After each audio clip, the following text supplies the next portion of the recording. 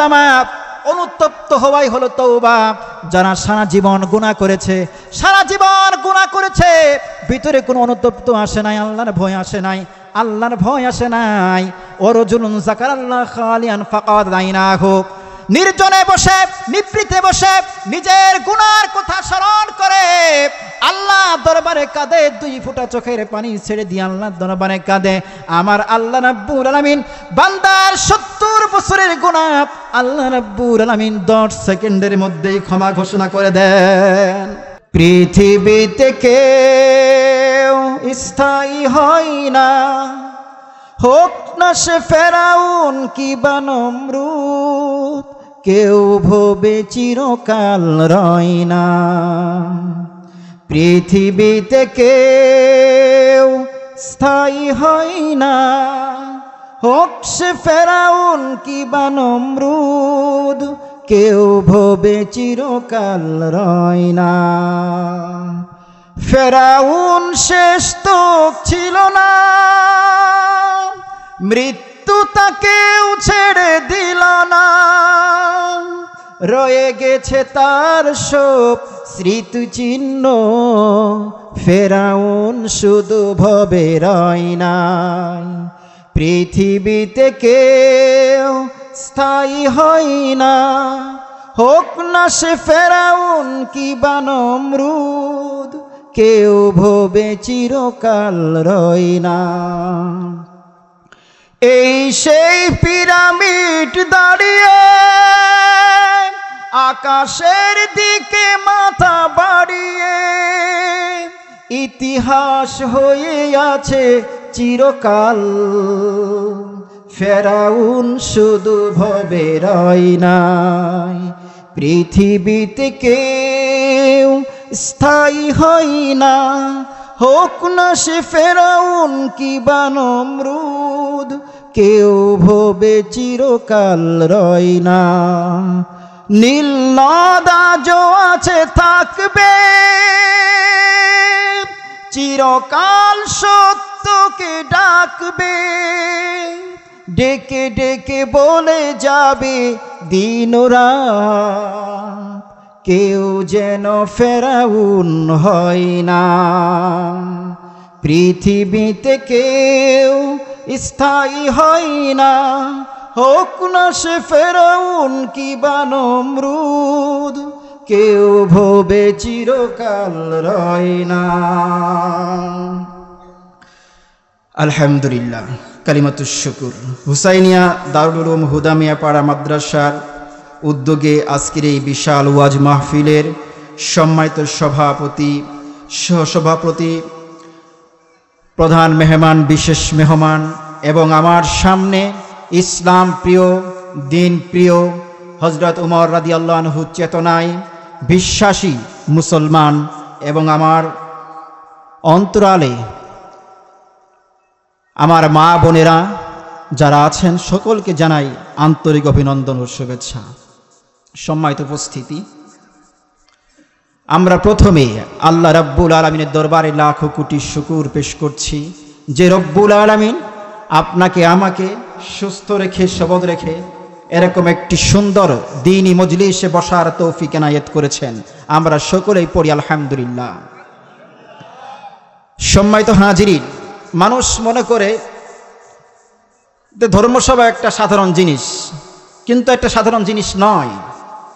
মা ইয়ালফিযু মিন কাউলিন ইল্লা লাদাইহি রাকিবুন আতীদ। মানুষ এই জবান দিয়ে যা উচ্চারণ করে, যা বলে, সব রেকর্ড হয়ে থাকে। মা ইয়ালফিযু মিন কাউলিন ইল্লা লাদাইহি রাকিবুন আতীদ ইয়ালামু খায়িনাতাল আয়ুন ওয়া মা তুখফিস সুদূর। এবং মানুষ এই অন্তরের মধ্যে যা ধারণ করে, যা গোপনে রেখে দেয়, যা মনে মনে কল্পনা করে, দুনিয়ার কেউ জানে না, একজন জানেন, তিনি কে? সম্মানিত হাজিরিন, আল্লাহ রাব্বুল আলামিন কোরআনে কারিমে ঘোষণা দেন, ইযা যুলজিলাতিল আরদু জিলজালাহা ওয়া আখরাজাতিল আরদু আসকালাহা। যখন হযরত ইসরাফিল আলাইহিস সালাতু ওয়াস সালাম সিংগায় ফুঁক দিবে, সিংগায় ফুঁক তার দেওয়ার সাথে সাথে এই পৃথিবীর ইতি ঘটে যাবে, এই পৃথিবী শেষ হয়ে যাবে। কুল্লু মান আলাইহা ফান, সব ধ্বংস হয়ে যাবে। ওয়ায়াবকা ওয়াজহু রাব্বিকা যুল জালালি ওয়াল ইকরাম, একমাত্র একজন বাকি থাকবে, তিনি কে? একমাত্র তোমার আমার রব বাকি থাকবে, আর সব ধ্বংস হয়ে যাবে। সেই কঠিন দিনে যখন বাবা তার ছেলেকে পরিচয় দিবে না, স্ত্রী তার স্বামীকে পরিচয় দিবে না, স্বামী স্ত্রীর মধ্যে কোনো পরিচয় থাকবে না, কিয়ামতের ময়দানে একটা পরিচয় থাকবে, সেই পরিচয়ের নাম আমল, আর কোনো পরিচয় থাকবে না। সম্মানিত হাজিরিন, ইদা জুলজিলাতিল আরদু জিলজালাহা, জমিন যখন তার কম্পনে কম্পিত হতে থাকবে, ওয়া আখরাজাতিল আরদু আসকালাহা, জমিন ওই দিনকে পৃথিবীর শুরু লগ্ন থেকে শুরু করে কিয়ামত পর্যন্ত যত কিছু এই জমিনের ভিতরে দাফন করা হয়েছে, ইসরাফিল আলাইহিস সালাতু ওয়াস সালাম সিংগাই ফুৎকার দেওয়ার সাথে সাথে জমিন সব কিছু বের করে দিবে। আর যখন বের করে দিবে, ওই যে যাদেরকে দাফন করা হয়েছে নেককার মানুষ, ওয়াকাল আল ইনসান, মানুষ বলবে মা লাহা, এটা কোন দিন, কি হলো আজকে? ইয়াউমাইযিন তুহাদ্দিসু আখবারহা, ওই দিন জমিন সমস্ত খবরাখবর সব কিছু বলে দিবে, সব কিছু প্রকাশ করে দিবে। কি বলে দিবে? জমিন বলবে, আরব, আমার উপরে বসে তোমার বান্দা ঘুষ খেয়েছিল, আমার উপরে বসে তোমার বান্দা সুদ খেয়েছিল, আমার উপরে বসে তোমার বান্দা অমুক ভাইয়ের অমুকের উপরে জুলুম করেছিল। আর রব্বুল আলামিন তাকে জাহান্নামে না দেওয়া পর্যন্ত রব্বুল আলামিন আমি তোমার কাছে তার অভিযোগ করে যাব। কিন্তু আমার ভাইয়েরা, যেই মানুষগুলি গভীর রজনীতে জেগে থেকে আল্লাহর কোরআনের তাফসীর শুনতেছে, আল্লাহর কোরআন শুনতেছে, এই জমিনের উপরে বসে কিয়ামতের ময়দানে হতে পারে এই জমিন আপনার আমার জন্য আল্লাহর কাছে নাজাতের জন্য সুপারিশ করবে। তাহলে এই জমিন আপনার আমার জন্য সুপারিশ করতে পারে, 100% বিশ্বাস করতে হবে এটা। আল্লাহর কোরআন বলছে ইয়াউমাইযিন তুহাদ্দিসু আখবারহা। সম্মানিত হাজিরিন, কোরআন কারীম থেকে আয়াত কারিমা পড়েছি। এই কোরআন আল্লাহ রাব্বুল আলামিন মুসলমানদেরকে দান করেছেন, মানুষদেরকে দান করেছেন শুধু কোরআন কারীম তিলাওয়াত করার জন্য নয়, যে রমজান আসবে আর হাফেজে কোরআন, হাফেজ সাহেব খতমে তারাবির জন্য তারাবির মধ্যে তেলাওয়াত করবে আর আমরা কোরআন তেলাওয়াত শুনবো। আমার বাবা যখন মারা যাবে, এই কোরআন দ্বারাই আমি ঘরের মধ্যে 10-12 জন হুজুর ডাইকে নিয়ে এসে খতম পড়াবো, আর এই কোরআন আমি ফজর নামাজের পর পড়ব, মাগরিব পর পড়ব। শুধু এই জন্য আল্লাহর কোরআন নয়, কোরআন পড়লে তো অবশ্যই সওয়াব হয়, এক একটা অক্ষরের বিনিময়ে 10টা করে সওয়াব দেন আল্লাহ রাব্বুল আলামিন, এটা তো সত্য। কিন্তু এই কোরআন শুধু এই জন্য দেয় নাই, এই কোরআন দিয়েছে মানব জাতির সমস্ত সমস্যার সমাধান হিসেবে আল্লাহ রাব্বুল আলামিন। মানুষ যদি এই কোরআনের দিকে তাকায়, তার জীবনের সমস্ত সলিউশন পেয়ে যাবে আল্লাহর কোরআন থেকে। সম্মানিত হাজিরিন, আজকের এই অশান্ত পৃথিবীতে, আজকের এই বিশ্ব অশান্তির দাবানলে জ্বলছে, এই অশান্তির দাবানল থেকে একমাত্র মুক্তি দিতে পারে আল্লাহ সুবহানাহু ওয়া তাআলার কোরআন। মানুষ যখন এদেশের, এই পৃথিবীর, এই বিশ্বের রাষ্ট্রনায়করা যখন আল কোরআনের থিওরি গ্রহণ করবে, সেই রাষ্ট্র হিন্দু রাষ্ট্র হোক, খ্রিস্টান রাষ্ট্র হোক, বৌদ্ধ রাষ্ট্র হোক, যে কোনো ধর্মের রাষ্ট্র হোক না কেন, সেই রাষ্ট্র পুরা জান্নাতি রাষ্ট্র হয়ে যাবে। সম্মানিত হাজিরিন, এই জন্য আল্লাহ রাব্বুল আলামিন আমাদেরকে কোরআনে কারীম দিয়েছেন, কিন্তু আমরা কোরআন রেখে দুনিয়ার মানুষদের বানানো সংবিধান, মানুষদের বানানো মতবাদের পিছনে আমরা দৌড়াচ্ছি। আল্লাহ কোরআনে কারীমে ঘোষণা করছেন, ওমাই ইয়াবতাগি গায়রাল ইসলামি দীনা ফালা ইউকবালা মিনহু ওয়া ফিল আখিরাতি মিনাল খাসিরিন। যারা কোরআন ছাড়া, আল্লাহর বিধান ছাড়া অন্য কোনো মতবাদ, অন্য কিছু নিজেদের জীবন বিধান হিসেবে গ্রহণ করে নিবে, আল্লাহ তার থেকে কোনো ইবাদত, কোনো নামাজ, কোনো রোজা, কোনো হজ, কোনো যাকাত আল্লাহ তাআলা কিছুই কবুল করবে না। সম্মানিত হাজিরিন, আল্লাহ রাব্বুল আলামিন কোরআনে কারীমের ভিতরে এক একটা বিধান দিয়েছেন, মুমিনদেরকে লক্ষ্য করেছেন। আমার ভাইয়েরা, আল্লাহ রাব্বুল আলামিন যখন নামাজের বিধান দিলেন, নামাজ পড়া ফরজ, মুসলমানদের উপরে হিন্দুর উপরে নামাজ পড়া ফরজ নয়, কাফেরের উপরে নামাজ পড়া ফরজ নয়, মুশরিকের উপরে নামাজ পড়া ফরজ নয়। আমার ভাইয়ারা, যখন রোজার বিধান দিলেন আল্লাহ রাব্বুল আলামিন, রোজার বিধান দেওয়ার সময় মুসলমানদেরকে লক্ষ্য করে বললেন। আবার যখন যাকাতের বিধান দিলেন, যাকাতের বিধান দেওয়ার সময় আল্লাহ রাব্বুল আলামিন মুসলমানদেরকে লক্ষ্য করলেন। আমার ভাইয়ারা, যখন সিয়ামের বিধান দিলেন, রমজান মাসের সিয়াম সাধনার বিধান দিলেন, আল্লাহ রাব্বুল আলামিন মুমিনদেরকে লক্ষ্য করে বললেন। আল্লাহ তাআলা কোরআনে কারীমে ইরশাদ করছেন, ইয়া আইয়ুহাল্লাযীনা আমানু কুতিবা আলাইকুমুস সিয়াম কামা কুতিবা আলাল্লাযীনা মিন ক্বাবলিকুম লাআল্লাকুম তাত্তাকুন। আমার ভাইরা, আল্লাহ রাব্বুল আলামিন রোজার বিধান দিলেন। রোজার বিধান দেওয়ার সময় আল্লাহ রাব্বুল আলামিন মুমিনদেরকে লক্ষ্য করে বললেন, মুসলমানদেরকে সম্বোধন করে বললেন।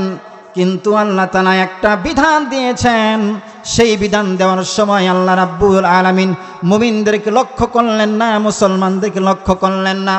আল্লাহ রাব্বুল আলামিন গোটা আদম সন্তানকে লক্ষ্য করে বললেন, ইয়া বানি আদম ক্বাদ আনসালনা আলাইকুম লিবাসান ইউয়ারি সাওআতিকুম ওয়ারিশা। হে বনি আদম, আমি তোমাদের জন্য পোশাকের ব্যবস্থা করেছি। এই পোশাকটা হিন্দু হোক, খ্রিস্টান হোক, বৌদ্ধ হোক, এই পোশাকটা সকলে যদি ঠিক মতো পরিধান করে, তাহলে সেই সমাজটা হয় মনুষ্য সমাজ, সেই সমাজ হবে মানব সমাজ। আর পোশাক থেকে যদি দূরে সরে যায়, পোশাক যদি খুলতে চায়, পোশাক যদি আঁটো করে, আমার ভাইয়েরা, সেই সমাজ আর মনুষ্য সমাজ থাকে না, সেই সমাজ ধীরে ধীরে কুকুরের সমাজে পরিণত হয়। কথাগুলো বুঝেন। যখনই কোনো জাতি, মুসলমান তো দূরের কথা, হিন্দু হোক, খ্রিস্টান হোক, বৌদ্ধ হোক, যখন এই পোশাক খুলতে চাইবে, পোশাক যখন আঁটো করতে চাইবে, পোশাক যখন শর্ট করতে চাইবে, এই সমাজ আর মানুষের সমাজ থাকবে না, এটা কুকুরের সমাজ হয়ে যাব। আপনি পশ্চিমাদের লক্ষ্য করে দেখেন, ইহুদি খ্রিস্টানদের লক্ষ্য করে দেখেন, এদের সমাজের ভিতরে বাবা সন্তান এই কোনো পরিচয় নাই, এই কোনো ভেদাভেদ নাই। আমি সেদিকে যাচ্ছি না। পোশাক, মানুষ যদি আপনার জান্নাতি হয়, জান্নাতের ভিতরে কি নামাজ থাকবো? আপনারা কি বলেন? জান্নাতের ভিতরে রোজা থাকবো? জান্নাতের ভিতরে যাকাত থাকবো? এলে কিছুই থাকবে না। কিন্তু পোশাক জান্নাতের ভিতরে থাকবে। প্রমাণ, আমাদের আম্মাজান হাওয়া আলাইহিস সালাতু ওয়াস সালাম এবং আব্বাজান আদম আলাইহিস সালাতু ওয়াস সালাম যখন জান্নাতের মধ্যে নিষিদ্ধ গাছের ফল খেয়েছিল, ফল খাওয়ার সাথে সাথেই তাদের শরীর থেকে জান্নাতি পোশাক পড়ে গিয়েছিল। আপনারা জানেন না? যখন জান্নাতির পোশাক শরীর থেকে পড়ে গেল, তখনই আপনার আম্মাজান হাওয়া আলাইহিস সালাতু ওয়াস সালাম এবং আব্বাজান আদম আলাইহিস সালাতু ওয়াস সালাম জান্নাতি গাছের পাতা ছিঁড়ে তাদের লজ্জাস্থান ঢেকেছিল তারা। তো বোঝা গেল এই পোশাকটা জান্নাতের পোশাক। পোশাকটা কি ভাই? জান্নাতের পোশাক। এটা বুঝেন। এই জন্য আল্লাহ রাব্বুল আলামিন আমাদের সমাজে, বিশেষ করে মুসলমানদেরকে আল্লাহ তাআলা কঠিন হুঁশিয়ারি করেছেন। কোরআনে কারীমে ইরশাদ করছে, কুল্লিল মুমিনিন ইয়াগুদ্দু মিন আবসারিহিম। হে নবী, যারা ঈমান এনেছে, যারা কালেমা পড়েছে, তাদেরকে আপনি লক্ষ্য করে বলেন তারা যেন তাদের দৃষ্টিকে হেফাজত করে, লজ্জাস্থানের হেফাজত করে। এখানে আল্লাহ তাআলা পর্দার কথা বলেছেন। আমার ভাইয়েরা, আমাদের সমাজে যারা পর্দা, আপনার শর্ট পোশাক পরে, শর্ট পোশাকটা কিরকম খারাপ আপনি জানেন? শর্ট পোশাকটা হলো যে কোনো মানুষ যদি ন্যাংটা থাকে, আরেকজন যদি আপনি শর্ট পোশাক পরে, ন্যাংটার দিকে মানুষ এত বেশি আগ্রহী হবে না যতটা বেশি আগ্রহী হয় শর্টকাট পোশাক পরলে। এই জন্য ন্যাংটার চেয়েও খারাপ হলো যারা শর্ট কাটিং পোশাক পরে। সম্মানিত হাজিরিন, আমাদের ঢাকা রাজধানীতে কিছুদিন আগে মিছিল হয়েছে। তারা ইসলামী পোশাক মানতে চায় না, তারা বোরকার বিরুদ্ধে কথা বলে, পর্দার বিরুদ্ধে কথা বলেছে, হিজাবের বিরুদ্ধে কথা বলেছে, নিকাবের বিরুদ্ধে কথা বলেছে। এগুলো আপনারা জানেন, এটাও জানেন যে ভারতের 100 কোটি হিন্দু রাষ্ট্রের মধ্যে একজন যুবতী নারী হিজাব পরে, বুরকা পরে, নেকাব পরে গোটা হিন্দু সমাজের মধ্যে নারায়ে তাকবীরের স্লোগান দিয়ে গোটা কাফের হিন্দু সমাজের অন্তরে আগুন জ্বালিয়ে দিয়েছিল। মুস্কানকে চিনেন না? নারায়ে তাকবীরের স্লোগান দিয়েছিল। নারায়ে তাকবীরের স্লোগান আল্লাহর নাম শয়তান সহ্য করতে পারে না, বেদিনরা সহ্য করতে পারে না। হযরত শাহজালাল ইয়ামানি যখন নারায়ে তাকবীরের স্লোগান দিয়েছিল, এই দেশ থেকে গৌর গোবিন্দ পালাতে বাধ্য হয়েছিল। আবার মুসলমান সমাজ যখন নারায়ে তাকবীরের স্লোগান দিয়ে আল্লাহর কোরআন হাতে নিয়ে আগাবে, ইনশাআল্লাহ এই পৃথিবীতে ইসলাম আবার বিজয় হবে। ইসলামের বিজয় ঠেকানোর মতো কোনো শক্তি এই পৃথিবীর বুকে থাকবে না ইনশাআল্লাহ। সম্মানিত হাজিরিন, পোশাকের বিরুদ্ধে কথা বলে, পর্দার বিরুদ্ধে কথা বলে একটা ভার্সিটিতে একজন মুসলিম বোন যখন বুরকা পরে যায়, তাকে ভার্সিটি থেকে বের করে দেওয়া হয়, তাকে গেটে ঢুকতে দেওয়া হয় না। প্রশ্ন হয়, এই বিশ্ববিদ্যালয় তোর বাবার টাকায় করা, এই বিশ্ববিদ্যালয় তোর দেশের 16 কোটি মুসলমানের অর্থায়নে। সম্মানিত হাজিরিন, এই জন্য আমি তো সেখানে কথা বলবো, কিন্তু আমি আমার পরিবারের প্রধান, আমি আমার সমাজের প্রধান। আমি যদি স্বামী হয়ে থাকি, আমার স্ত্রীকে পর্দায় রাখার দায়িত্ব আমার উপরে ফরজ। আমার ভাইরা, বিশ্বনবী রাসূলুল্লাহ সাল্লাল্লাহু আলাইহি ওয়াসাল্লাম বলেছেন, আদ-দাইয়ুসু লা ইয়াদখুলুল জান্নাহ, দাইয়ুস কখনো জান্নাতে প্রবেশ করবে না। দাইয়ুস কাকে বলে? আমি পিতা হয়ে যদি আমার কন্যাকে যদি আমি পর্দা করতে না বলি, বেপরদায় চলে আমি যদি তাকে নিষেধ না করি, তাহলে আমি দাইয়ুস হয়ে যাব।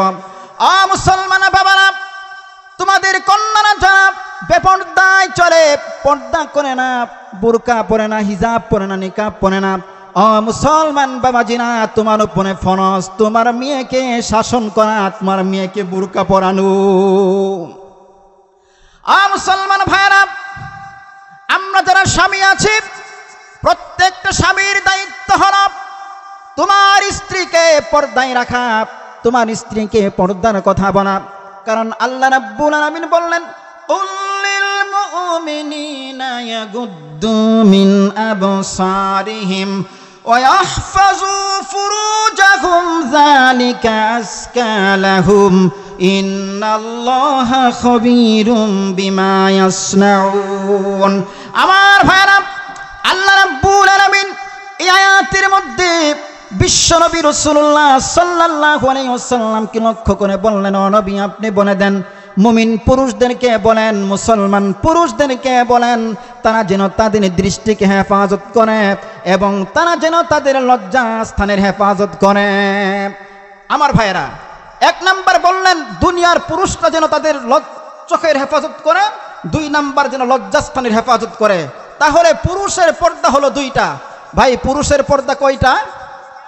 1 নাম্বার চোখের হেফাজত, 2 নাম্বার লজ্জাস্থানের হেফাজত। আমার ভাইরা, তারপরে আয়াতে আল্লাহ রাব্বুল আলামিন বলতেছেন, ওয়া কুল্লিল মুমিনাতি ইয়াগুদ্দুনা মিন আবসারিহিন্না ওয়া ইয়াহফাজুনা ফুরুজাহুন্না। আমার ভাইরা, আল্লাহ রাব্বুল আলামিন বিশ্বনবী মুহাম্মদুর রাসূলুল্লাহ সাল্লাল্লাহু আলাইহি ওয়াসাল্লামকে লক্ষ্য করে বললেন, ও নবী, আপনি মুমিন নারীদেরকে বলে দেন তারা যেন তাদের চক্ষুকে হেফাজত করে এবং লজ্জাস্থানের হেফাজত করে। 3 নাম্বার হলো ওয়ালা ইউবদিনা জিয়াতাহুন্না। ও দুনিয়ার নারীরা, তোমরা তোমাদের সুন্দর চেহারা, আকৃতিময় আকর্ষণীয় চেহারা যেন মানুষের সামনে প্রদর্শন না করো। পুরুষদের জন্য পর্দা হলো 2টা। 1 নাম্বার চোখের হেফাজত, 2 নাম্বার লজ্জাস্থানের হেফাজত। আর নারীদের জন্য পর্দা হলো 3টা। 1 নম্বরে চোখের হেফাজত, 2 নম্বরে লজ্জাস্থানের হেফাজত, 3 নম্বর হলো দুনিয়ার নারীরা, তোমরা তোমাদের এই সুন্দর চেহারাকে দুনিয়ার কোনো মানুষের সামনে প্রদর্শন করতে পারবা না। আমার ভাইরা, বিশ্বনবী রাসূলুল্লাহ সাল্লাল্লাহু আলাইহি ওয়াসাল্লাম বলেছেন, আমি যখন মেরাজের রাত্রে জাহান্নাম প্রদর্শন করি, জাহান্নামের ভিতরে আমি অধিকাংশ নারীকে দেখেছি তারা জাহান্নামী। পুরুষের তুলনায় আমি নারীকে দেখেছি তারা জাহান্নামী বেশি, কারণ নারীদের দ্বারা এই দুনিয়ার বুকে জিনার পরিমাণটা বেশি হয়। আমার ভাইরা, একজন নারী যখন সুন্দর চেহারা সাজুগুজু করে যখন রাস্তায় বের হয়, রাস্তায় বের হলে ওই নারীকে দেখে যত পুরুষ দেখবে তত পুরুষের আমলনামায়, পুরুষ দেখবে, আমি দেখেছি আমার আমলনামায় জিনার গুনাহ হবে। আপনি দেখেছেন আপনার আমলনামায় জিনার গুনাহ হবে। আবার ওই নারীকে যতগুলো পুরুষ দেখেছে, 1000 পুরুষ যদি দেখে থাকে তাহলে ওই নারীর আমলনামায় 1000 পুরুষের জিনার আমলনামা লিখে দেওয়া হবে। মানে এক নারীর আমলনামায় 1000 পুরুষের জিনার গুনাহ হবে, আর পুরুষের গুনাহ হলো একটা করে জিনার গুনাহ। এই হলো নারীর কথা। বিশ্বনবী সাল্লাল্লাহু আলাইহি ওয়াসাল্লাম বলেছেন, দুনিয়ার কোন মানুষ যদি আমার কাছে 2টি জিনিসের জিম্মাদারি দিতে পারে, আমি পয়গম্বর ওই ব্যক্তির জন্য জান্নাতের জিম্মাদারি নিব। এক নাম্বার হলো জবানের হেফাজত, যেই ব্যক্তি জিহ্বার জিম্মাদারি দিতে পারবে। 2 নাম্বার ওই যেই ব্যক্তি লজ্জাস্থানের জিম্মাদারি দিতে পারবে, আমি নবী ওই ব্যক্তির জন্য জান্নাতের জিম্মাদারি হয়ে যাব। আমার ভাইরা, বিশ্বনবী রাসূলুল্লাহ সাল্লাল্লাহু আলাইহি ওয়াসাল্লামের বিখ্যাত সাহাবী হযরত আব্দুল্লাহ ইবনে মাসউদ রাদিয়াল্লাহু তাআলা আনহু রাসূলুল্লাহ সাল্লাল্লাহু আলাইহি ওয়াসাল্লাম প্রশ্ন করলেন, ইয়া রাসূলুল্লাহ, ইয়া হাবিবাল্লাহ, আইয়ুয যানবি আযমু ইনদাল্লাহ, আল্লাহর নিকট সবচাইতে বড় গুনাহ কি? আল্লাহর নিকট সবচাইতে বড় গুনাহ কি? রাসূলুল্লাহ সাল্লাল্লাহু আলাইহি ওয়াসাল্লাম বললেন, আনতাজআলা লিল্লাহি নিদ্দান ওয়া হুয়া খালাকাকা, আল্লাহর সঙ্গে শরীক করা হলো সবচাইতে বড় গুনাহ। ওয়া হুয়া খালাকাকা, যে আল্লাহ তোমাকে সৃষ্টি করেছেন সেই আল্লাহর সঙ্গে শরীক করা হলো সবচাইতে বড় গুনাহ। আমার ভাইরা, আল্লাহ রাব্বুল আলামিন আপনাকে আমাকে সুন্দর দেহ দান করে সৃষ্টি করেছেন। কেন সৃষ্টি করলেন? কোরআনে কারিমে ঘোষণা দিচ্ছেন, ওমা খালাকুতুল জিন্না ওয়াল ইনসা ইল্লা লিয়াবুদুন, আমি জিন এবং ইনসানকে সৃষ্টি করেছি ইবাদতের জন্য, আমার গোলামি করার জন্য। আল্লাহ রাব্বুল আলামিন কোরআনে কারিমে ঘোষণা করলেন, ফালা তাজআলু লিল্লাহি নিদ্দান ফালা তাজআলু লিল্লাহি নিদ্দান আনদাদান ওয়া আনতুম তা'লামুন। ও দুনিয়ার মানুষরা, আল্লাহর সঙ্গে শরীক করো না, আল্লাহর সমকক্ষ কাউকে স্থাপন করো না। ওয়াবুদুল্লাহ ওয়ালা তুশরিকু বিহি, ও দুনিয়ার মুসলমানরা, ও দুনিয়ার মানুষেরা, আল্লাহর ইবাদত করো, আল্লাহর গোলামি করো, এবং সামান্য কিছুর দ্বারা হলেও আল্লাহর সঙ্গে শিরিক করা যাবে না। আমার ভাইরা, বর্তমান দুনিয়ার মানুষেরা পীরের দরবারে গিয়ে সেজদা করে, মাজারে গিয়ে সেজদা করে। আপনি বলেন, যারা পীরের দরবারে সেজদা করে তারা কি মানুষ মুসলমান থাকে নাকি? যারা পীরের দরবারে সেজদা করে মুসলমান থাকে? যারা মাজারে গিয়ে সেজদা করে মুসলমান থাকে? সন্তান দেওয়ার মালিককে, মানুষকে বিপদ থেকে রক্ষা করবেন যিনি, তিনি কে? আমার ভাইয়েরা, অনেক মানুষ আছে, অনেক ভাই আছে, পীরের কাছে গিয়ে ছেলে সন্তান চাই, পীরের কাছে গিয়ে মেয়ে সন্তান চাই, পীরের কাছে গিয়ে মামলা উদ্ধার করতে চাই। আমার ভাইয়েরা, পীরের কাছে গিয়ে বলে, আমার তো অসুস্থ, আমার অনেক দিন ধরে ডায়াবেটিস থেকে যে কোনো ভালো হই, সুস্থ হই, আমাকে একটু পানি পড়া দেন। আমার ভাইয়েরা, পীর পানি পড়া দেয়, অথচ পীরের যখন অসুখ হয় সেই পীর চিকিৎসার জন্য ব্যাংকে চলে যায়, সেই পীর নিজেও নিজের চিকিৎসা করতে পারে না। কি কথা বলেন না কেন? আমরা পীরের কাছে যাই চিকিৎসার জন্যে, পীর আমাদের চিকিৎসা করে, কিন্তু পীরের যখন অসুস্থ হয় পীর নিজের চিকিৎসা নিজে আর করতে পারে না, নিজের চিকিৎসার জন্য যাইতে হয় ব্যাংককে। কথা ঠিক কিনা? হ্যাঁ, হযরত আব্দুল্লাহ ইবনে মাসউদ রাদিয়াল্লাহু আনহু রাসূল সাল্লাল্লাহু আলাইহি সাল্লামকে বললেন, ইয়া রাসূলুল্লাহ, সবচাইতে বড় গুনাহ কি? রাসূল সাল্লাল্লাহু আলাইহি সাল্লাম বললেন, সবচাইতে বড় গুনাহ হলো আল্লাহর সঙ্গে শিরিক করা, যে আল্লাহ তোমাকে সৃষ্টি করেছেন। 2 নাম্বার সবচাইতে বড় গুনাহ কি? রাসূলুল্লাহ সাল্লাল্লাহু আলাইহি ওয়াসাল্লাম বললেন, 2 নাম্বার সবচাইতে বড় গুনাহ হলো যে রিজিকের ভয়ে সন্তানকে হত্যা করা। অর্থাৎ রিজিকের ভয়ে সন্তান নেই না, যে সন্তান আমার সঙ্গে খানা খাবে এই ভয়ে সন্তান নেই না। ছেলে হোক মেয়ে হোক একটা সন্তানই যথেষ্ট না, ছেলে হোক মেয়ে হোক 2টি সন্তানই যথেষ্ট, একটি হলে ভালো হয়। এটা কোন স্লোগান? এটা কোনো মুসলমানের স্লোগান নয়, এগুলি ইহুদি খ্রিস্টানদের স্লোগান।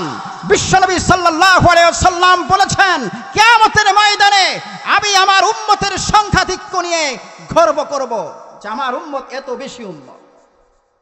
সম্মানিত হাজিরিন, এই জন্য কখনো তাদের স্লোগানে কান দেওয়া যাবে না। ইসলাম কি বলেছে, ইসলাম কি দেখিয়েছে, আমাকে সেটাই দেখতে হবে। আমার ভাইরা, আব্দুল্লাহ ইবনে মাসউদ রাদিয়াল্লাহু তাআলা আনহু বিশ্বনবী সাল্লাল্লাহু আলাইহি ওয়াসাল্লামকে বললেন, ইয়া রাসূলুল্লাহ, ইয়া হাবিবাল্লাহ, তারপরে সবচাইতে বড় গুনাহ কি? রাসূলুল্লাহ সাল্লাল্লাহু আলাইহি ওয়াসাল্লাম বললেন, আনতুসানি বিহালিলাতি জারিক। তারপরে সবচাইতে বড় গুনাহ হলো প্রতিবেশীর স্ত্রীর সঙ্গে জেনা করা। প্রতিবেশীর স্ত্রীর সঙ্গে জেনা করা। আমার ভাইরা, বিশ্বনবী সাল্লাল্লাহু আলাইহি ওয়াসাল্লাম বলেছেন, কুতিবা আলা ইবনি আদম নাসিবুহু মিনাজ জিনা। বনি আদমের আমলনামায় জিনার একটা অংশ লেখা দেওয়া হয়েছে। জিনাগুলো কি? শুনো, যালিকা লা মুহালাতা ফাল আইনান, 2 চোখের জিনা হলো আন-নাজার। ফাল আইনান জিনাহুমা আন-নাজার, 2 চোখের জিনা হলো শোনা, 2 চোখের জেনা হলো দেখা। অল উজুনানে জিনাহুমাল ইস্তিমা, এবং 2 কানের জেনা হলো শ্রবণ করা। যারা ঘন্টার পর ঘন্টা মোবাইলে কথা বলেন বেগানা নারীর সাথেও, যুবক ভাই ভালো করে শুনেন, আপনার আমলনামায় তখন জেনার গুনাহ লেখা হয়। ও যুবক ভাই, যারা রাতের অন্ধকারে মোবাইলের মধ্যে নানা কিছু দেখেন, দুনিয়ার কোনো মানুষ দেখতে পারে না, কিন্তু আপনার কথা আপনার আমলনামায় একজন দেখতে পারেন, তিনি কে? আমার ভাইরা, হযরত ওমর রাদিয়াল্লাহু আনহুর জামানায় একজন মা একজন মেয়ে গভীর রজনীতে মা তার মেয়েকে বলতেছে, মা দুধের মধ্যে পানি মিশায়। কিন্তু মেয়ে বলতেছে, মা আমি যদি দুধের মধ্যে পানি মিশাই তাহলে খলিফা ওমর কিন্তু দেখে ফেলবে। মা বলতেছে, খলিফা ওমর তো এখানে নাই। ঘটনাক্রমে খলিফা ওমর রাদিয়াল্লাহু আনহু তার ঘরের ভাঙা দরজা, তার ঘরের ভাঙা বেড়া দিয়ে, ভাঙা দেয়াল দিয়ে তাকিয়ে তাকিয়ে দেখতেছে, তাকিয়ে তাকিয়ে শুনতেছে কি বলতেছে খলিফা, কি বলতেছে ওই মেয়ে, কি বলতেছে ওই মা। মা যখন মেয়েকে বলল দুধের মধ্যে পানি মিশাইতে, আপনারা জানেন মেয়ে বলেছিল, মা খলিফা ওমর দেখবে না, কিন্তু খলিফা ওমরের যে রব আছে, তোমার আমার যে রব আল্লাহ আছেন, আল্লাহ কিন্তু সব কিছু দেখেন, আল্লাহ কিন্তু সব কিছু দেখতেছেন আমরা কি করতেছি। ও যুবক ভাই, আজকে আমরা গুনাহ করি, মোবাইলের মধ্যে গুনাহ করি, ঘন্টার পর ঘন্টা কথা বলি, দুনিয়ার কোনো মানুষ জানে না, কিন্তু একজন জানেন, তোমার আমার রব আল্লাহ। কাল কিয়ামতের ময়দানে আল্লাহ রাব্বুল আলামিন বলেন, আল-ইয়াওমা নাখতিমু আলা আফওয়াহিহিম ওয়া তুকাল্লিমুনা আইদিহিম ওয়া তাশহাদু আরজুলুহুম বিমা কানু ইয়াকসিবুন। ও যুবক, কিয়ামতের ময়দানে আমি রব মানুষের মুখের মধ্যে মোহর মেরে দিব, মানুষ কোনো কথা বলতে পারবে না। মানুষের হাত আমার সঙ্গে কথা বলবে, মানুষের পা আমার সঙ্গে কথা বলবে, মানুষের চোখ আমার সঙ্গে কথা বলবে, সাক্ষী দিবে।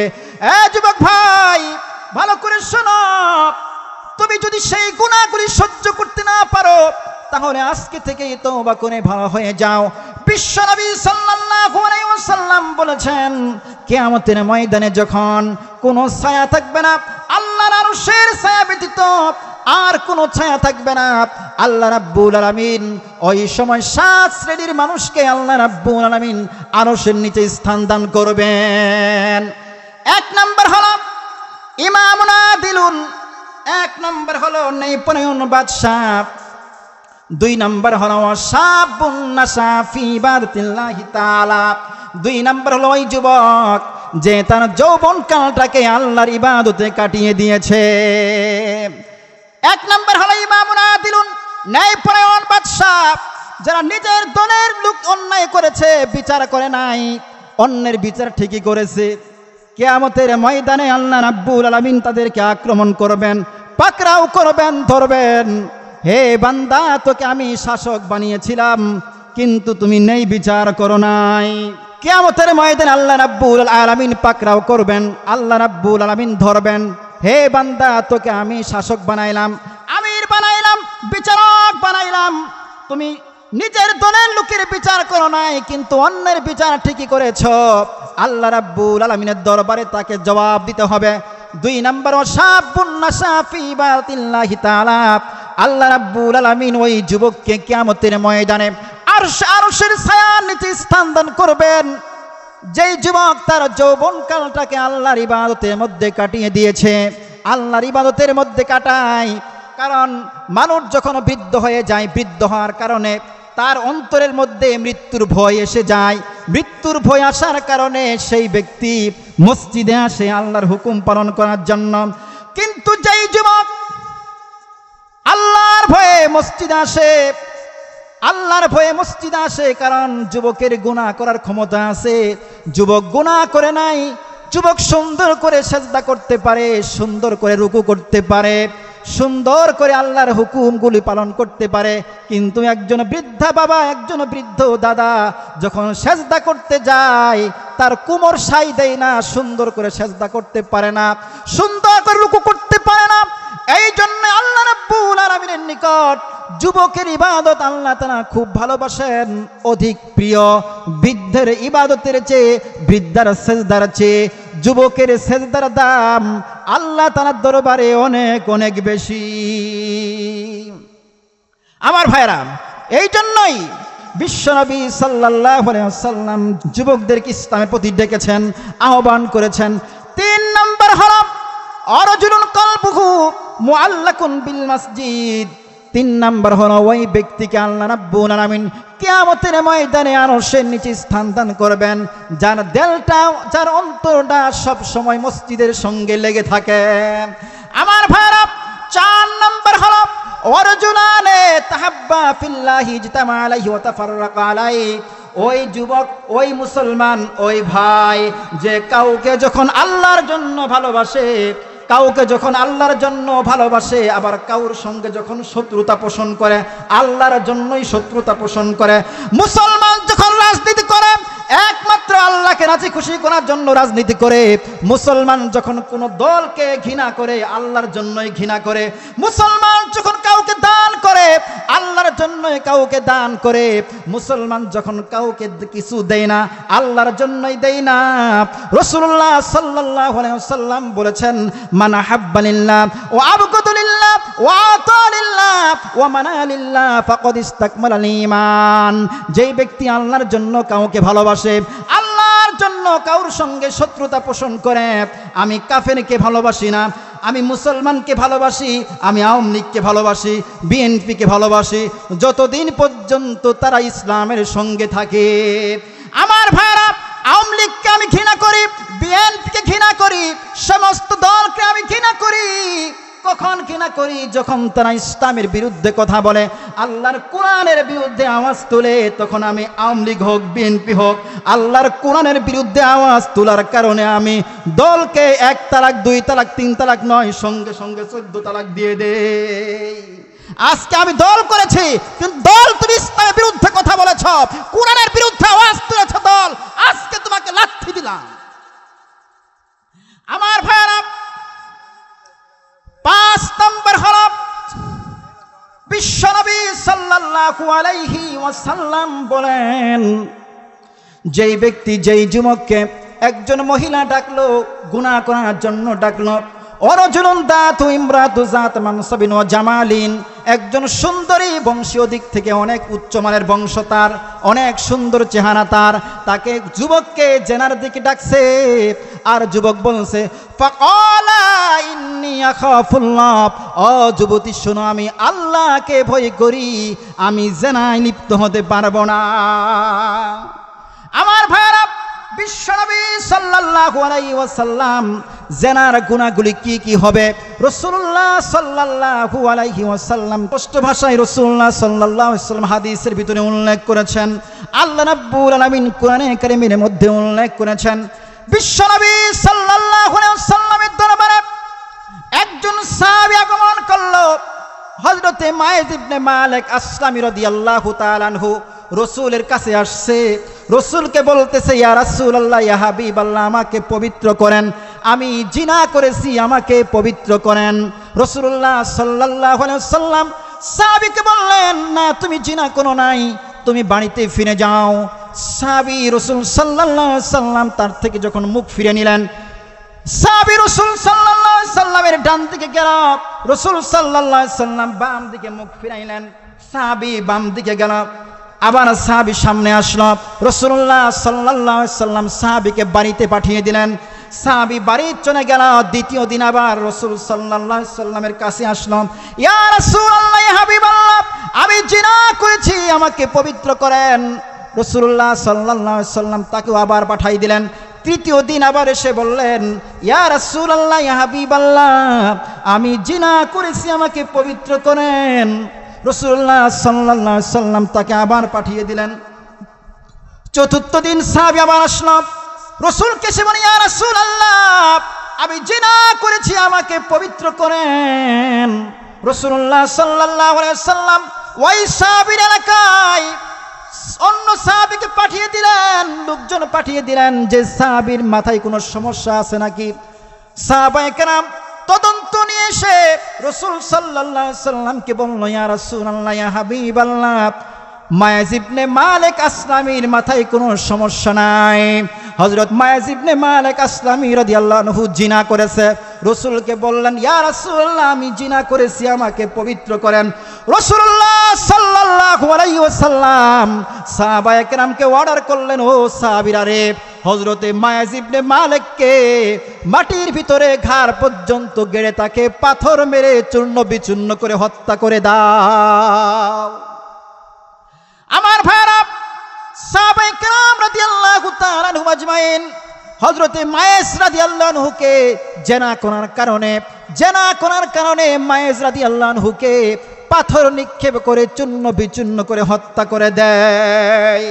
এটাই হচ্ছে ইসলামের বিধান, এটা ইসলামের আইন।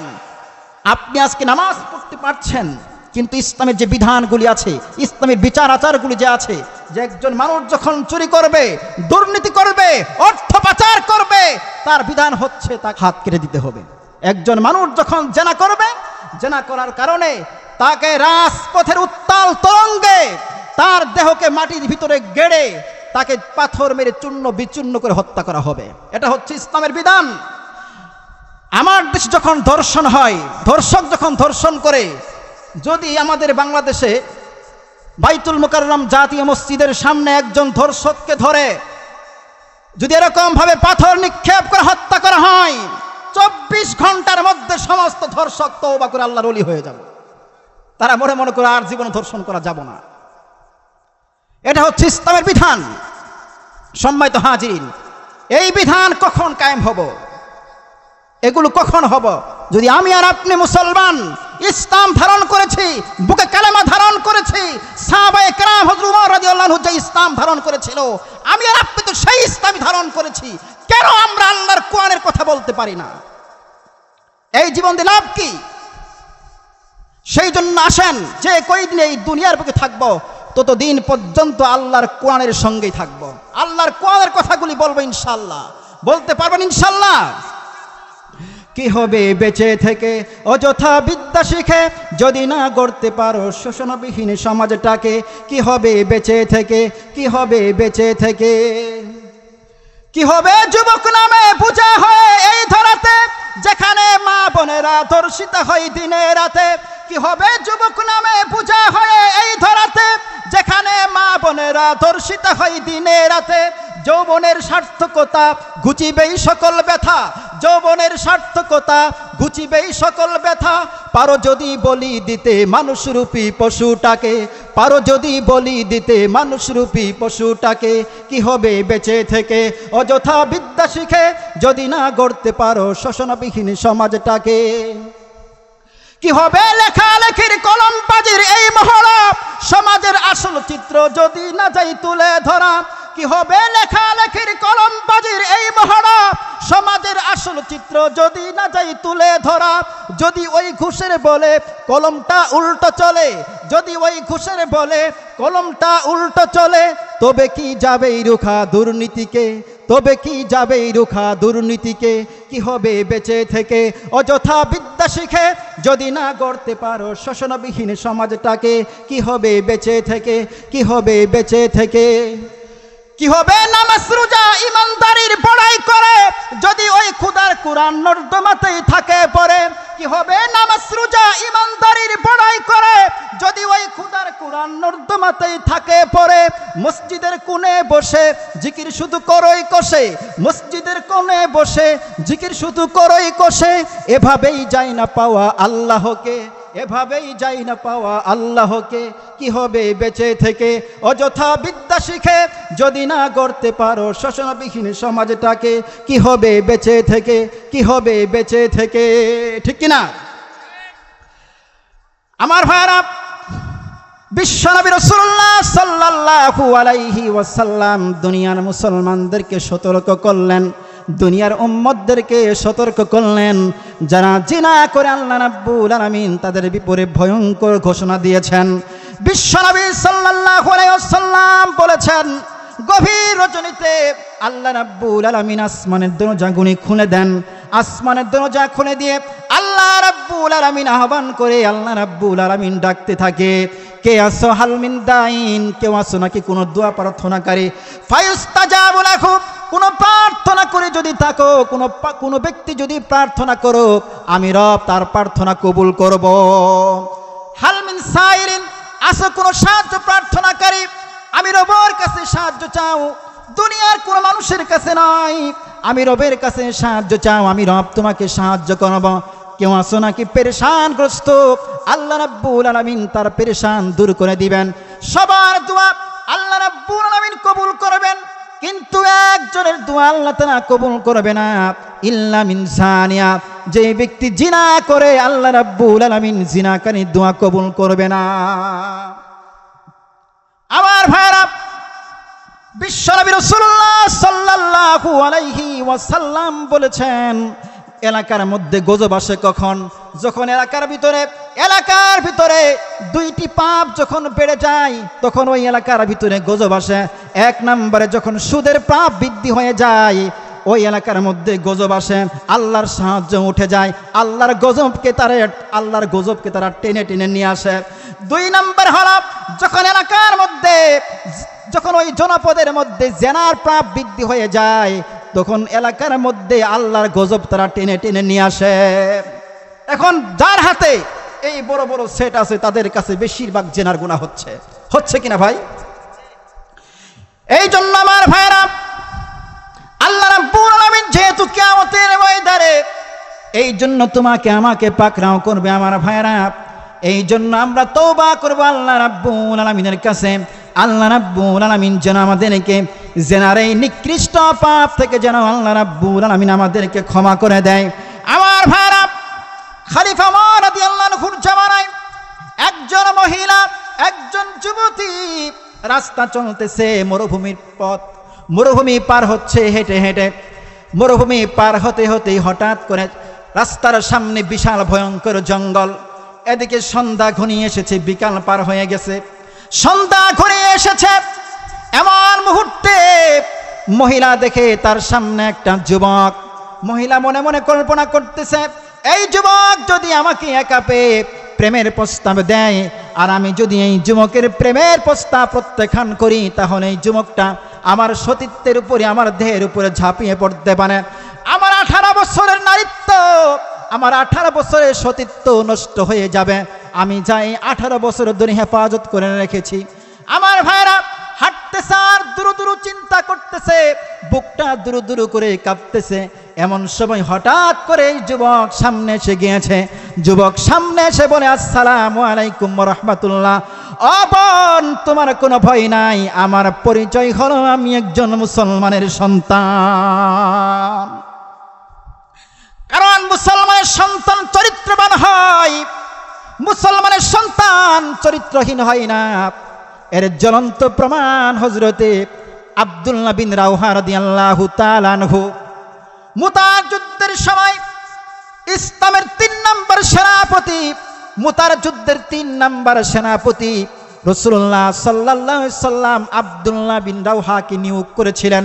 আব্দুল্লাহ বিন রাওহা রাদিয়াল্লাহু তাআলা আনহু ওই দিন ছিল তার বাসর রাত, ফুল সজ্জার রাত। আব্দুল্লাহ বিন রাওহা রাদিয়াল্লাহু আনহু বাড়িতে গিয়ে স্ত্রীকে বলে, স্ত্রী রে, নতুন বিবাহ করেছি, আমি তোমার হক আদায় করতে পারলাম না, তোমার সঙ্গে কোনো দেখা সাক্ষাৎ হইল না।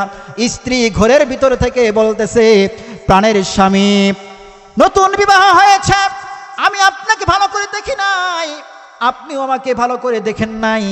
ওগো প্রাণের স্বামী, আপনি একবার ঘরের ভিতরে আসেন, আপনাকে একটু ভালো করে দেখে নেই।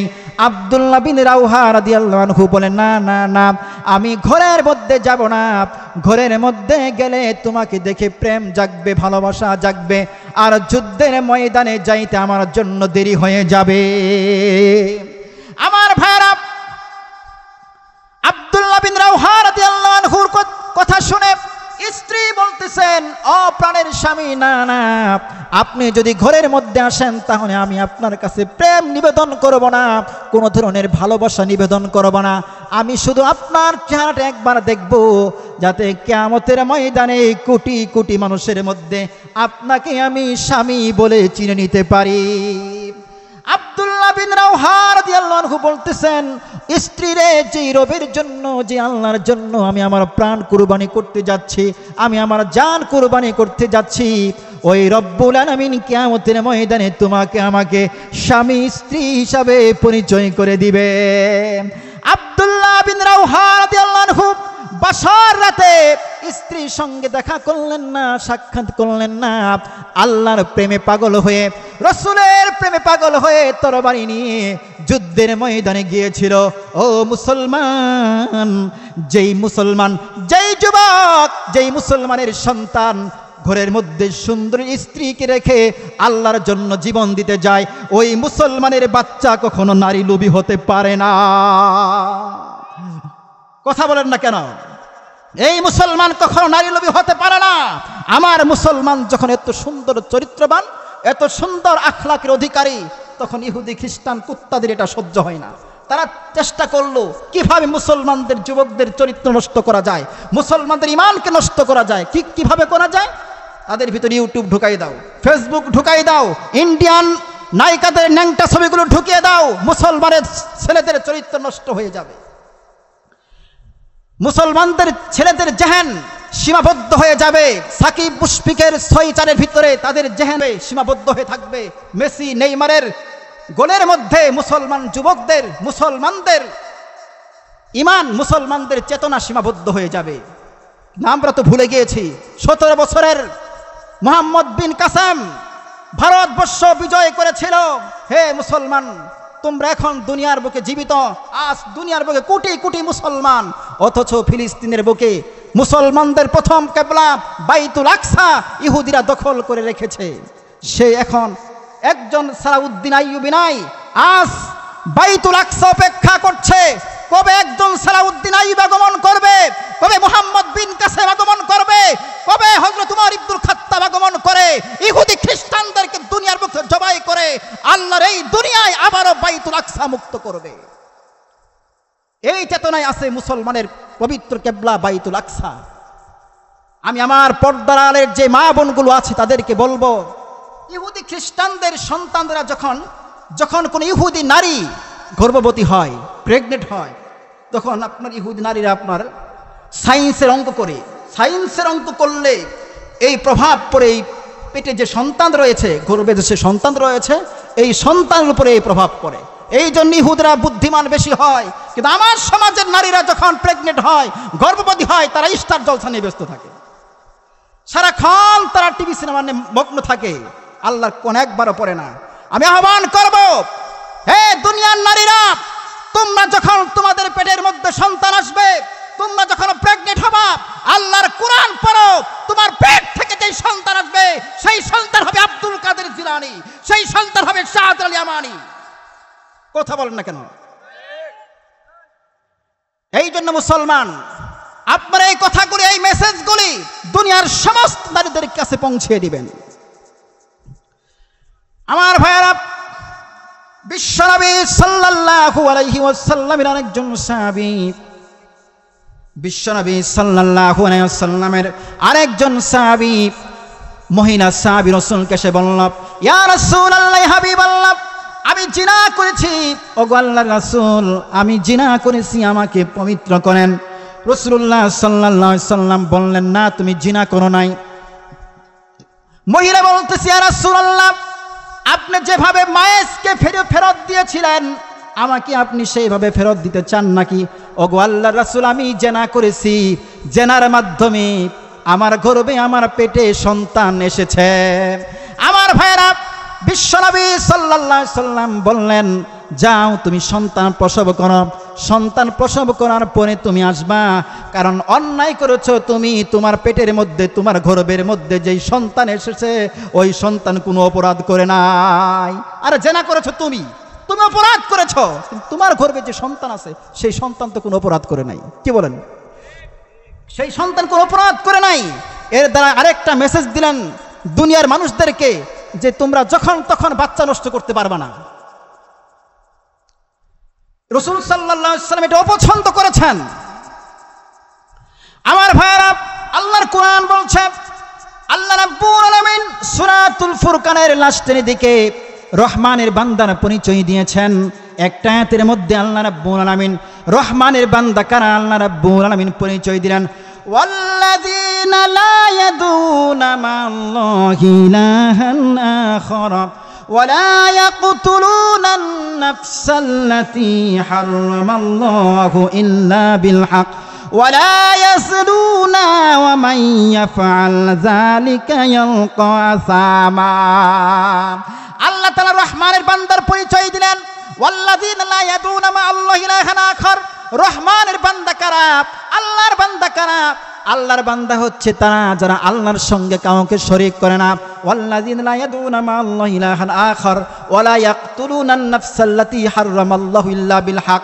2 নাম্বার হলো যারা অন্যায়ভাবে কাউকে হত্যা করে না। 3 নাম্বার হলো ওয়ালা ইয়াসনুন, যারা জিনা করে না। ওয়া ইয়াফআল যালিকা ইয়ালকা আসামা, যারা এই 3 অপরাধের এক অপরাধ করবে, ওয়া ইয়াফআল যালিকা ইয়ালকা আসামা, জাহান্নামের ভিতরে একটা এলাকার নাম হলো আসাম। আল্লাহ রাব্বুল আলামিন ওই আসাম জাহান্নামের ভিতরে এই সমস্ত মানুষদেরকে ঢুকাবেন। বলতেছিলাম, ওই যে সাহাবী, মহিলা সাহাবী, রাসূলকে সে বলল, ইয়া রাসূলুল্লাহ, আমি জিনা করেছি। রাসূলুল্লাহ সাল্লাল্লাহু আলাইহি সাল্লাম বললেন, যাও, তুমি জিনা করেছ, কিন্তু তোমার গর্ভে যে সন্তান আছে, সেই সন্তান তো কোনো অপরাধ করে নাই। মহিলা সাহাবী চলে গেল।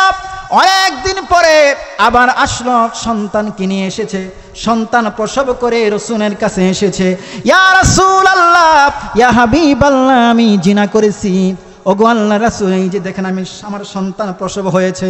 ইয়া রাসূলুল্লাহ, ইয়া হাবিবাল্লাহ, এইবার আমাকে পবিত্র করেন, অর্থাৎ আমাকে শাস্তি দেন। রাসূলুল্লাহ সাল্লাল্লাহু আলাইহি সাল্লাম বললেন, না, এখনো না, যাও, বাড়িতে ফিরে যাও, এই সন্তানকে 2 বছর পর্যন্ত দুধ পান করাও। সন্তান যখন দুধ ছাড়া হবে, তখন সন্তানকে নিয়ে আমার কাছে আসবা। আমার ভাইরা, এই মহিলা সাহাবী সন্তানকে দুধ ছাড়া করে সন্তানের হাতে রুটি দিয়ে রাসূলের দরবারে হাজির। ইয়া রাসূলুল্লাহ, ইয়া হাবিবাল্লাহ, এই যে দেখেন আমার সন্তান এখন রুটি খায়, আমাকে এবার পবিত্র করেন। রাসূলুল্লাহ সাল্লাল্লাহু আলাইহি ওয়াসাল্লাম সাহাবায়ে কিরামকে অর্ডার করলেন, ও সাহাবীরা রে, এই মহিলাকে ঘাড় পর্যন্ত গেড়ে পাথর দিয়ে নিক্ষেপ করে চূর্ণ বিচূর্ণ করে হত্যা করে দাও। আমার ভাইরা, এই মহিলা সাহাবীকে যখন হত্যা করা হয়, রাসূলুল্লাহ সাল্লাল্লাহু আলাইহি সাল্লামের একজন সাহাবী পাথর নিক্ষেপ করেছিলেন, আর রক্ত ছিটকে সেই সাহাবীর শরীর লেগে যায়। রাসূল সাল্লাল্লাহু আলাইহি সাল্লামের এই সাহাবী বলতেছে, কতই না পচা রক্ত, কতই না খারাপ রক্ত। এই কথা রাসূল সাল্লাল্লাহু আলাইহি সাল্লাম শুনে বলল, হে সাহাবী, তুমি খারাপ রক্ত বলো না, এই মহিলা এমন তওবা করেছে, যদি এই তওবা 70 জন মানুষের ভিতরে ঢুকাই দেওয়া হয়, ভাগ করে দেওয়া হয়, তাহলে 70 জন মানুষের নাজাতের জন্য, জান্নাতে যাওয়ার জন্য এই মহিলার এক তওবা যথেষ্ট হয়ে যাবে। আমার ভাইরা, এই জন্য রাসূলুল্লাহ সাল্লাল্লাহু আলাইহি সাল্লাম বলেছেন, আত-তাওবা নাদামা, অনুতপ্ত হওয়াই হলো তওবা। যারা সারা জীবন গুনাহ করেছে, সারা জীবন গুনাহ করেছে, ভিতরে কোনো অনুতপ্ত আসে নাই, আল্লাহর ভয় আসে নাই, আল্লাহর ভয় আসে নাই। ওয়ারাজুলুন যাকারাল্লাহ খালিয়ান ফাকাদ আইনাহু, নির্জনে বসে, নিভৃতে বসে নিজের গুনার কথা স্মরণ করে আল্লাহ দরবারে কাঁদে, 2 ফোঁটা চোখের পানি ছেড়ে দিয়ে আল্লাহ দরবারে কাঁদে। আমার আল্লাহ রাব্বুল আলামিন বান্দার 70 বছরের গুনাহ আল্লাহ রাব্বুল আলামিন 10 সেকেন্ডের মধ্যেই ক্ষমা ঘোষণা করে দেন। 70 বছর গুনাহ করতে কি হয়েছে? 70 বছর গুনাহ করার পরে, 100 বছর গুনাহ করার পরে কিন্তু এই মুহূর্তে আমার বুঝ এসে গিয়েছে, হে আল্লাহ, তোমাকে সাক্ষী রেখে বলছি, আমি আর জীবনে কোনো একটা গুনাহও করব না, আল্লাহ আমাকে তুমি মাফ করে দাও। এই কথা বলে যখন চোখের পানি ছেড়ে দেয়, আমার আল্লাহ তার জীবনের সমস্ত গুনাহগুলি মাফ করে দেয়। আমার ভাইরা, বিশ্বনবী রাসূলুল্লাহ সাল্লাল্লাহু আলাইহি সাল্লামের আরেকজন সাহাবী হযরত ওমর রাদিয়াল্লাহু তাআলা আনহু রাস্তা দিয়ে আসতেছে, বাড়ির থেকে বের হয়েছে, বাড়ির থেকে বের হয়ে চৌরাস্তায় এসেছে, মুড়ে এসেছে, মুড়ে এসে দেখে একজন যুবক হাউমাউ করে কান্না করতেছে, একজন যুবক হাউমাউ করে কান্না করতেছে। ওমর রাদিয়াল্লাহু আনহু তার কান্না দেখে হযরত ওমর রাদিয়াল্লাহু আনহু কান্না শুরু করে দিয়েছে। ওমর রাদিয়াল্লাহু আনহু কিছু না বলে রাসূলুল্লাহ সাল্লাল্লাহু আলাইহি সাল্লামের দরবারে হাজির হয়ে গেল, ডাক দিয়ে বলতেছে, ইয়া রাসূলুল্লাহ, ইয়া হাবিবাল্লাহ। হযরত ওমর রাদিয়াল্লাহু আনহু কান্না করে আর রাসূল সাল্লাল্লাহু আলাইহি সাল্লামকে বলল, ইয়া রাসূলুল্লাহ, ইয়া হাবিবাল্লাহ, ওই রাস্তায় দেখলাম ওই যুবকটা কান্না করতেছে। রাসূল সাল্লাল্লাহু আলাইহি ওয়াসাল্লাম হযরত ওমরকে বললেন, ওমর, তুমি যাও, ওই যুবককে আমার কাছে ডেকে নিয়ে আসো। আমার ভাইরা, ওমর রাদিয়াল্লাহু আনহু ওই যুবককে যখন ডেকে নিয়ে আসলেন, যুবক ডেকে নিয়ে আসার পরে যুবককে রাসূল সাল্লাল্লাহু আলাইহি সাল্লাম বলতেছেন, হে যুবক, তুমি কান্না করো কেন? যুবক বলে, ইয়া রাসূলুল্লাহ, ইয়া হাবিবাল্লাহ, আমি অনেক বড় গুনাহ করেছি, এত বড় গুনাহ করেছি, আল্লাহ আমাকে ক্ষমা করে কিনা। বিশ্বনবী সাল্লাল্লাহু আলাইহি সাল্লাম অনেক বুঝ দিলেন, বুঝ দেওয়ার পরেও এই যুবক মানতেছে না। যুবক বলে, ইয়া রাসূলুল্লাহ, ইয়া হাবিবাল্লাহ, আমি অনেক বড় গুনাহ করেছি। রাসূলুল্লাহ সাল্লাল্লাহু আলাইহি সাল্লাম বললেন, হে যুবক, তুমি কি গুনাহ করেছ? যুবক এইবার বলে, ইয়া রাসূলুল্লাহ, ইয়া হাবিবাল্লাহ, ইয়া রাসূলুল্লাহ, আমার অভ্যাস হলো, আমার চাকরি হলো, আমার পেশা হলো, মানুষের যখন মারা গেলে মানুষকে যখন দাফন করা হয়, ওই মৃত ব্যক্তির কাফনের কাপড় চুরি করে আমি অন্য জায়গায় বিক্রি করে দেই, অর্থাৎ আমি কাফনের কাপড় চুরি করি। রাসূলুল্লাহ সাল্লাল্লাহু আলাইহি সাল্লাম বলেন, হে যুবক, তুমি এই গুনাহ করেছো, আল্লাহর কাছে তওবা করো, আল্লাহ তোমার গুনাহগুলি ক্ষমা করে দিবে। যুবক বলে, না ইয়া রাসূলুল্লাহ, এখানেই শেষ নয়, আমি গতকাল রাতে একজন যুবতীর লাশ, যুবতীকে যখন দাফন করা হয়, যুবতীর কবর খুঁড়ে আমি যুবতীর কাফনের কাপড়টা টান দেই, টান দেওয়ার পরে আমার জেহেনে একজন কে যেন বলতেছে, রে যুবক, তাকিয়ে দেখ সে কে। আমি যখন, আমার হাতে আলো ছিল, লাইট ছিল, আমি যখন তাকিয়ে দেখলাম, এটা হলো মদিনার সবচাইতে সুন্দরী নারী, মদিনার সবচাইতে সুন্দরী যুবতী। ইয়া রাসূলুল্লাহ, ইয়া হাবিবাল্লাহ, আমি আমার মনকে আটকাইতে না পেরে, ইয়া রাসূলুল্লাহ, ইয়া হাবিবাল্লাহ, এই যুবতী লাশের সঙ্গে আমি জিনা করে ফেলেছি। আমার ভাইরা, বিশ্বনবী সাল্লাল্লাহু আলাইহি সাল্লাম শোনার পরে যুবক বলতেছে, ইয়া রাসূলুল্লাহ, আমি জিনা করার পরে যখন কবর থেকে উঠে আসি, গায়েব থেকে আওয়াজ হইতেছে, হে যুবক, কি করলি? সামান্য সময় আনন্দের জন্য তুই আমাকে চিরতরে নাপাক করলি রে যুবক, তুই আমাকে চিরতরে নাপাক করলি। আমার ভাইয়েরা, এই কথাগুলি রাসূল সাল্লাল্লাহু আলাইহি সাল্লামকে বলতেছিল এই যুবক। বিশ্বনবী সাল্লাল্লাহু আলাইহি সাল্লাম বললেন, এই যুবক, তুমি এত বড় গুনাহ করেছো, আল্লাহ তাআলা তোমাকে ক্ষমা করবে কিনা আমি জানি না, কিন্তু তুমি যাও, আমার বাড়ি থেকে তুমি বের হয়ে যাও। আমার ভাইয়েরা, বিশ্বনবী সাল্লাল্লাহু আলাইহি ওয়াসাল্লাম তার বাড়ি থেকে যখন যুবককে বের করে দিল, যুবক বলে, স্বয়ং রহমাতুল লিল আলামিন আমাকে বাড়ি থেকে বের করে দিয়েছে, আমার বুঝি আর কোনো ক্ষমা হবে না। এই যুবক পাহাড়ের উপর গিয়ে কান্না শুরু করে দিয়েছে। একদিন নয়, 2 দিন নয়, 10 দিন নয়, 20 দিন নয়, টানা 50 দিন কেঁদেছে। আল্লাহ রাব্বুল আলামিন হযরতে জিবরিল আমিনকে রাসূলের নিকট প্রেরণ করে ওই যুবকের ক্ষমা ঘোষণা করে দিয়েছে।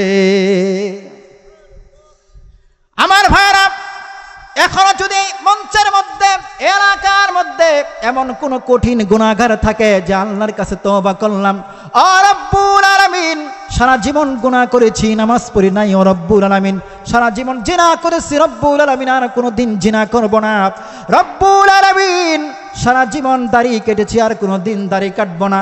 আমার ভাইয়েরা, বিশ্বনবী রাসূলুল্লাহ সাল্লাল্লাহু আলাইহি ওয়াসাল্লামের ভাষা অনুযায়ী বোঝা যায় ওই যুবককে আল্লাহ রাব্বুল আলামিন, ওই মুসলমানকে আল্লাহ রাব্বুল আলামিন তার জীবনের গুনাহগুলিকে মাফ করে দিবেন।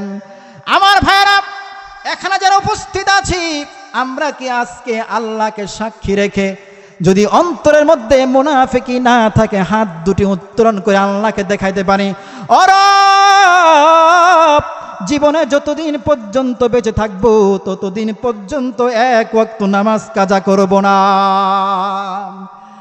আমার ভাইয়েরা, বিশ্বনবী সাল্লাল্লাহু আলাইহি ওয়াসাল্লাম বলেন, যেই ব্যক্তি ইচ্ছাকৃতভাবে এক ওয়াক্ত নামাজ কাজা করে, রাসূলুল্লাহ সাল্লাল্লাহু আলাইহি ওয়াসাল্লামের ভাষা অনুযায়ী বোঝা যায় ওই ব্যক্তি মুসলমান থাকে না। আমার ভাইয়েরা, আজ থেকে আমরা জীবনে কোনো দিন এক ওয়াক্ত নামাজ কাজা করব না। আমি মাঠে থাকি, ঘাটে থাকি, অফিসে থাকি, বন্দরে থাকি, যেখানে আল্লাহর হুকুম হয়ে যাবে সেখানে আমি আল্লাহর হুকুম পালন করব। কারণ আমার পরিচয় হলো আমি এক আল্লাহর গোলাম, আমি এক রবের গোলাম। মসজিদে আজান হয়, হাইয়া আলাস সালাত, তুমি কল্যাণের দিকে আসো, কত বড় পাওয়ার, ঘাড় মোটা করে মসজিদের সামনে থেকে চলে যায়, কত বড় পাওয়ার তার। মনে হচ্ছে এই পৃথিবীতে তিনি চিরদিন বেঁচে থাকবে। তুমি জেনে রাখো, এই পৃথিবী চিরদিন থাকার জায়গা নয়।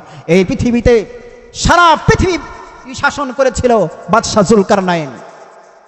বাদশাহ জুলকারনাইন যখন এই দুনিয়া ছেড়ে চলে যায়, তখন বাদশাহ জুলকারনাইন খালি হাতেই গিয়েছিল, তার কাছে কিছুই ছিল না। মনে রাখবেন, মানুষ যখন ইন্তেকাল হয়ে যায় তখন 3টে জিনিস থাকে, 3টে জিনিস তার কাছে থাকে, আর 3টে জিনিস সঙ্গে সঙ্গে, 2টে জিনিস সঙ্গে সঙ্গে তার মৃত্যু বরণ করার সাথে সাথে, শেষ নিঃশ্বাস ত্যাগ করার সাথে সাথেই এই 2টে জিনিস ছিন্ন হয়ে যায়। 1 নাম্বার হলো তার সম্পদ। আপনি নিঃশ্বাস ছিন্ন করবেন, নিঃশ্বাস শেষ হয়ে যাব, আপনার সম্পদ আর কোনো কাজে লাগবে না। 2 নাম্বার হলো আত্মীয় স্বজন, সন্তান সন্ততি। আপনি মারা যাবেন, এই সন্তান, এই সন্ততি আপনার জন্য 1 মাস কাঁদবে, 2 মাস কাঁদবে, 1 বছর পরে আপনার কথা জীবনে আর মনেও করবে না। আপনি ওই বাঁশঝাড়ের নিচে কবরে শুয়ে থাকবেন, কেউ আপনার কথা মনে করবে না। আপনার নাতি পুতি, আত্মীয় স্বজন ঘরের মধ্যে টিভি সিনেমা দেখবে, আড্ডা করবে, ফুর্তি করবে, কখনো আপনার কথা স্মরণ করবে না। কথা সত্য কিনা? আর 3 নাম্বার যেই জিনিসটা মানুষের সঙ্গে যাবে সেটা হচ্ছে মানুষের আমল। আজকে আপনি যাই দান করে যাবেন, গোপনে যা দান করে যাবেন, গোপনে যা নামাজ পড়ে যাবেন, যা তাহাজ্জুদ পড়বেন, যতগুলো সেজদা আল্লাহকে দিবেন, এই সেজদার ফজিলতগুলি, এই সেজদার সওয়াবগুলি, এই কথা কত, এই জিকিরের সওয়াবগুলি আপনার আমলনামায় কবরের ভিতরে ঢুকবে। তো দোয়া করি আল্লাহ রাব্বুল আলামিন যেন আমাদের জীবনের সকল গুনাহগুলিকে মাফ করে দিয়ে আমাদেরকে মুমিন হিসাবে, যেন মুসলমান হিসাবে যেন আল্লাহ রাব্বুল আলামিন আমাদেরকে দুনিয়া ত্যাগ করার তৌফিক দান করে। আল্লাহ রাব্বুল আলামিন যেন আমাদের সকলকে শাহাদাতের মৃত্যু নসিব করে। সকলে বলি আমিন।